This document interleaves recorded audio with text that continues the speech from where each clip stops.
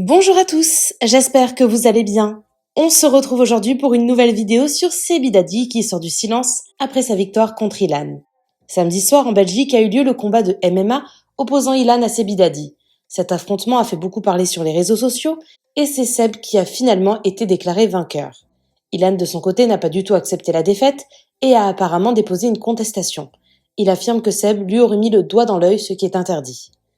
Hier, Seb a décidé de prendre la parole pour revenir en détail sur son combat et répondre aux accusations d'Ilan. Il affirme en tout cas avoir bien remporté le 1 million d'euros qui était promis au vainqueur. N'hésitez pas à vous abonner à la chaîne si ce n'est pas déjà fait et à liker et commenter cette vidéo pour me soutenir. Merci beaucoup et à très vite pour une nouvelle vidéo. Bon les gars, j'ai battu Ilan au deuxième round. J'ai reçu beaucoup de messages de soutien. J'ai reçu beaucoup de gens qui m'ont dit « Seb, ça se voit que t'as bossé ». Ça me touche énormément. Et comme vous avez vu, c'était une vraie bagarre et c'était pas une chorégraphie ou quoi que ce soit. Sachez que ce ne va pas être mon dernier combat d'MMA. C'est que le début et je vais en dérouler plein. Je cherche déjà mon adversaire. J'ai déjà envie de retourner dans une cage, les frères, parce que je vous le dis, c'est ma passion, le MMA. Je kiffe ça. J'ai envie de retourner. Là, j'ai dit à Guillaume Pelletier, là, le patron du MMA et celui qui a organisé l'événement, qui est le grand patron. Je lui ai dit, je veux recombattre. Il m'a dit, Sebi, calme-toi. T'as vu, t'es déjà amoché un petit peu. Ça fait mal aux articulations de se battre. Repose-toi. Mais je vous jure, les gars, j'attends que d'y retourner. La vie de ma mère, j'attends que d'y retourner. J'ai kiffé. Une adrénaline de fou. Aussi plein de gens qui me disent, ouais, Sebi, t'as mis le doigt dans l'œil à Ilan, etc. Les gars, il y a un arbitre. C'est l'arbitre de plein de grandes organisations comme l'ARES, etc. Donc c'est un professionnel, d'accord? Donc parfois ton doigt il peut glisser, il peut aller un peu dans la bouche, dans les doigts, tant que j'ai pas appuyé. Donc après c'est lui qui essaie de me mettre le doigt dans l'œil, ok? Sachez que quoi qu'il arrive dans la position dans laquelle j'étais pour le terminer, qu'il la monte, c'est-à-dire que j'avais mon derrière appuyé sur ses pectoraux, il ne pouvait plus sortir, il était coincé. Et c'est pour ça qu'il a dit à l'arbitre, ah il m'a mis le doigt dans l'œil. Mais les gars, c'était déjà terminé. Et je lui mettais les coups de marteau et j'étais sur une position trop dominante. Le combat était terminé, j'ai pris la position. Et même avant, si vous voulez, même avant que j'ai pris la position monte et que je l'ai battu au marteau, quand je le strikais en boxe, il était déjà en train de perdre connaissance et c'est pour ça qu'il allait se cacher contre la cage. Après, il a essayé d'en remettre une dernière, je l'ai esquivé, il est tombé directement tout seul, vous voyez, au sol parce qu'il avait perdu son équilibre. Il était déjà à 2 doigts d'être KO en fait. Donc voilà, je vous explique et je vais vous montrer les extraits. On va tout analyser ensemble dans mon snap, ok? Bon les gars, on va vous montrer le combat et on va décortiquer ça ensemble. Ilan il dit qu'il a gagné le premier round, mais pas du tout. À la touche, je le bats et au takedown aussi. Quoi qu'il arrive, tout ce que je vais dire sur Ilan, déjà je vais dire qu'Ilan s'est très bien battu. Il a 2-3 ans d'MMA qu'il a eu il y a 5-6 ans. Il a repris pendant 1 mois et demi, 2 fois par semaine, 2 fois par jour, donc il s'est donné à fond. Maintenant, ce qu'il faut comprendre, c'est qu'Ilan est rentré dans la cage. Donc rien que pour ça, les gars, respect. Donc arrêtez de dire ouais, c'est la honte pour Ilan, etc. Il est rentré dans la cage. À partir de ce moment-là, c'est un homme. Il y a très peu d'influenceurs qui étaient capables de rentrer dans la cage ou même n'importe qui. Maintenant, on va quand même mettre les choses au clair.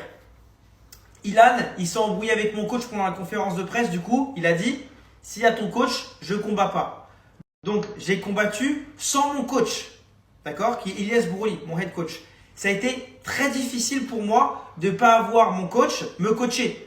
Dans mes rounds, je suis tout seul. En plus de ça, vous allez voir, même le round 1, je le gagne.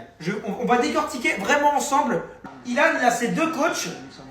Et moi, Ilan, il m'a interdit d'avoir mon coach parce qu'il y a eu une embrouille. Ce qui est totalement pas sportif. Donc, j'étais même pas avec mon coach. On peut me voir, je suis tout seul. Et c'est très dur de ne pas avoir le soutien de son coach alors que c'était mon premier combat. Pour moi, c'est de l'anti-jeu ce qu'a fait Ilan.